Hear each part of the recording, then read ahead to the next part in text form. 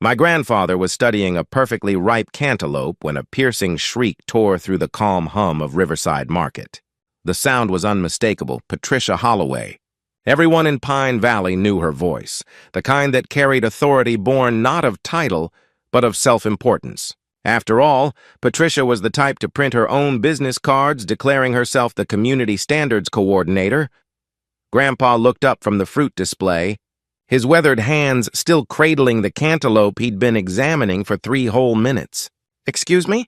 he asked, genuinely puzzled by the interruption to his peaceful Thursday routine. Patricia stormed toward him, her HOA badge swinging proudly from a designer lanyard that probably cost more than the groceries in most people's carts. "You've been banned from this establishment, Mr. Brennan. Effective immediately," she announced, tapping her clipboard for emphasis. From my spot near the dairy aisle, I could see the sheet attached, an absurd homemade spreadsheet titled Market Violation Log Grandpa. Stanley Brennan gently set the cantaloupe down and adjusted his glasses. "Young lady," he said calmly, "I've been shopping here for 15 years. There must be some mistake." "No mistake," Patricia declared, her voice loud enough for half the store to hear. "Your repeated violations of shopping efficiency standards have been documented and reviewed. Please exit the premises immediately, or I'll have to call security." I stood frozen for a moment, watching my 82-year-old grandfather shuffle toward the exit. Confusion and embarrassment etched across his face. Patricia trailed behind him like a prison guard escorting an inmate, her sensible flats clicking sharply against the linoleum floor with every self-satisfied step. That was my breaking point. I stepped out from behind the yogurt display and cleared my throat. "Patricia," I said evenly, keeping my tone calm but firm, "you just banned the owner's grandfather from his own family store." Her face went pale as she spun around to face me. Nathan Brennan," she stammered, suddenly recognizing me despite my casual jeans and polo instead of the suit she usually saw me in. I didn't realize you were here today." "Clearly," I said, brushing past her to help my grandfather back inside. "Grandpa, please continue your shopping." Patricia was just leaving, but if there's one thing Patricia Holloway was known for, it was her refusal to back down. She'd been president of the Pine Valley HOA for 3 years, and in that time, she'd turned what was once a friendly suburban neighborhood into her personal fiefdom. For context, I'm Nathan Brennan, co-owner of Riverside Market, along with my sister Rachel. Our family had owned this grocery store since before Pine Valley even had an HOA, back when it was just farmland and a few scattered homes. Riverside Market had always been the heart of the community, a 20,000-square-foot local landmark surrounded by a sea of chain stores. Grandpa worked here for 40 years before retiring, and his Thursday morning shopping trips had become a tradition. He'd arrive at 8:30 sharp, grab a small cart, and spend exactly 90 minutes strolling through the aisles. He'd greet every employee by name, share a story or two, and select produce with the precision of a man who'd spent his life in the grocery trade. But Patricia had found a new hobby 6 weeks ago, targeting my grandfather. It began innocently enough. She confronted our store manager, demanding to know why that elderly gentleman was allowed to monopolize the sample station. When told that Stanley Brennan was family and could sample whatever he liked, Patricia doubled down, filing formal complaints about his inefficient shopping patterns. Her notes bordered on obsession. I'd seen them myself. One line read, "Subject lingered 17 minutes in the produce section, exceeding recommended browsing time by 11 minutes. Another said, "Subject engaged the cashier in a 4-minute conversation about grandchildren, creating an artificial queue delay." My personal favorite, the subject tested the firmness of 7 avocados before selection, potential contamination risk. At first, I dismissed her as someone with too much time and not enough purpose. But Patricia didn't stop. Week after week, she stationed herself in the store during Grandpa's usual shopping hours, following him around with a clipboard, clicking her pen, and making disapproving sounds whenever he paused too long in front of the tomatoes. The final straw came last Thursday, when she actually confronted him in the produce aisle. She informed him, seriously, that his shopping methodology was disruptive to optimal traffic flow. Grandpa, being the gentleman he is, simply smiled and offered her a fresh strawberry sample. Patricia responded by handing him a formal warning on HOA letterhead she apparently carried in her purse. Now, standing in my own store, watching her clutch that same clipboard like a lifeline, my patience finally snapped. "Patricia," I said, pulling out my phone, "I'm calling Rachel. We need to discuss your recent behavior." "There's nothing to discuss," she shot back, trying to regain her composure. "The Pine Valley HOA has clear authority over all commercial properties within neighborhood boundaries. Your grandfather has repeatedly violated the community commerce guidelines that were approved at last month's board meeting." I actually laughed. "Community commerce guidelines?" "Patricia, those rules apply to garage sales and lemonade stands, not to established businesses. And even if they did, which they absolutely don't, you have zero authority to ban anyone from private property." Her face reddened. "The HOA charter clearly states that we have oversight of all activities that impact neighborhood character and quality of life. Your grandfather's disruptive shopping habits fall squarely within our jurisdiction." Rachel arrived within 10 minutes, having rushed from the back office where she'd been handling inventory. My sister Rachel had even less patience for Patricia's antics than I did. "Let me get this straight," Rachel said, her voice dangerously calm. "You've been stalking our grandfather, documenting his fruit-picking habits, and now you've tried to ban him from our family's grocery store?" "I've been monitoring compliance with community standards," Patricia corrected, as if that somehow made it better. Rachel slowly pulled out her phone. "Perfect," she said coolly. "Then you'll be thrilled to know I'm calling our attorney.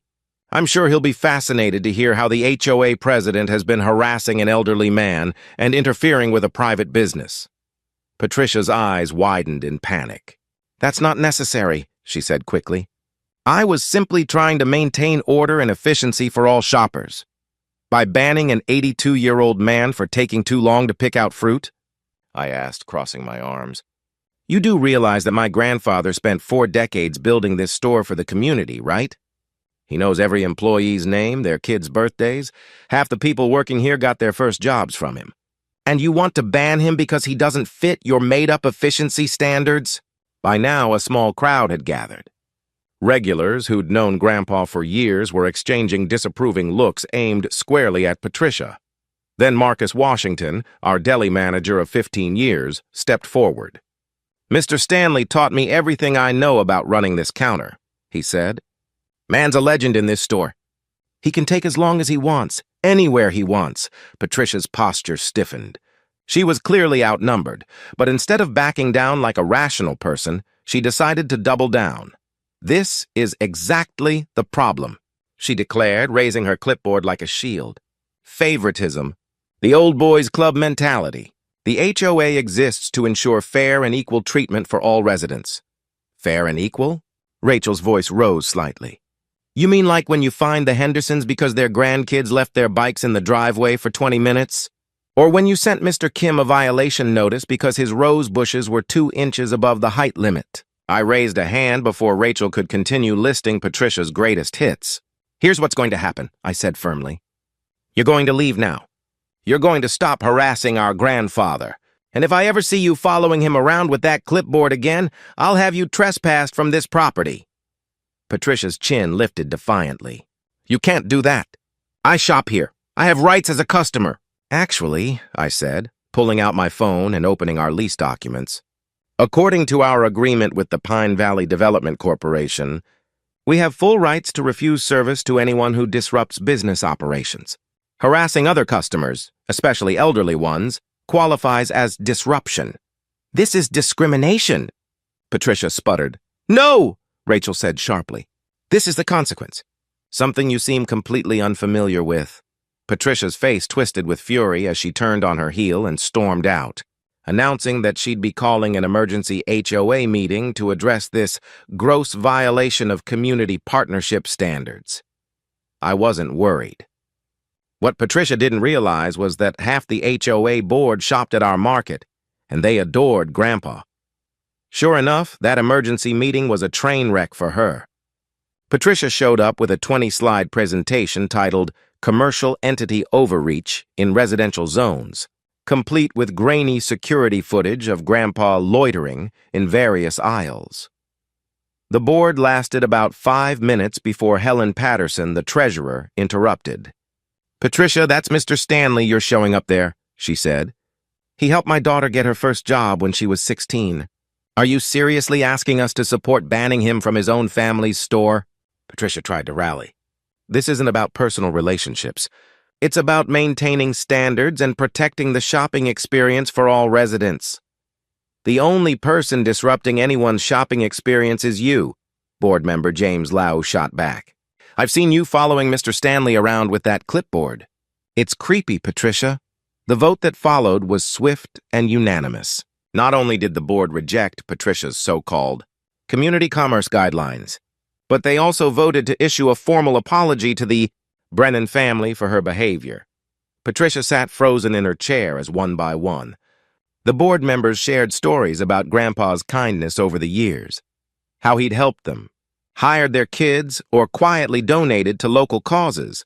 But the real consequences hit her the following week. See, Patricia worked as an office manager for a local real estate firm, and her boss, Janet Morrison, happened to be one of our regular customers. Janet had been in the store during the confrontation. She'd seen everything. "I can't have someone who bullies elderly people representing my company," Janet told me later that week when she stopped by the market. "I've put Patricia on administrative leave pending a review. This isn't the first complaint I've received about her behavior, but it's definitely the last straw." Meanwhile, we decided to turn the whole ugly situation into something positive. We announced Stanley Brennan Appreciation Week at the store. Grandpa's favorite items went on sale. And we set up a photo display chronicling his life, from his early days as a young produce clerk to the beloved community figure he'd become. The response was overwhelming. Customers shared their own stories. Employees put together a tribute video. Even the local news ran a segment titled, "HOA President Attempts to Ban Elderly Man from Family Store." Let's just say Patricia didn't come out looking good. The story went viral on social media. People shared their own HOA horror stories, and Patricia's name quickly became shorthand for petty tyranny across Pine Valley. The final blow came at the next regular HOA meeting. The agenda included a vote of no confidence in Patricia's leadership, proposed by multiple board members. The community room was packed, standing room only. One by one, residents stood to voice their grievances. The vote wasn't even close. Patricia was removed from her position by a margin of 47-3, with only her and her two most loyal allies voting in her favor. As the results were announced, Patricia's face crumbled. Her beloved clipboard slipped from her hands and clattered to the floor. "This is all because of that old man and his family," she cried. "They turned everyone against me." "No, Patricia," Helen Patterson said firmly. "You turned everyone against yourself the moment you decided your made-up rules mattered more than basic human decency." Local news cameras captured Patricia's dramatic exit, storming past reporters, clutching a box of HOA paperwork, refusing to comment. The next day, we learned she'd been fired from her job. Janet Morrison released a statement saying the company could not employ someone whose values conflicted with its commitment to community and respect. By the end of the week, Patricia had listed her house for sale. The "for sale" sign went up Tuesday morning. By Wednesday afternoon, the new HOA board issued her a violation notice for placing the sign 2 inches too close to the sidewalk. The irony wasn't lost on anyone. The fallout hit hard. Between legal fees from her failed attempts to fight her removal, losing her job, and the rushed sale of her house, Patricia's losses totaled in the tens of thousands. Her termination for cause even complicated her unemployment claim. The last time anyone saw Patricia Holloway in Pine Valley was at the closing for her house. She sold it for $30,000 below asking just to get out fast. As she signed the paperwork, the closing attorney, another loyal Riverside Market regular, smiled gently. "Mr. Stanley asked me to pass along a message," he said. "No hard feelings." Patricia's composure finally broke. She burst into tears, fled the office, and in her haste, left behind her prized clipboard.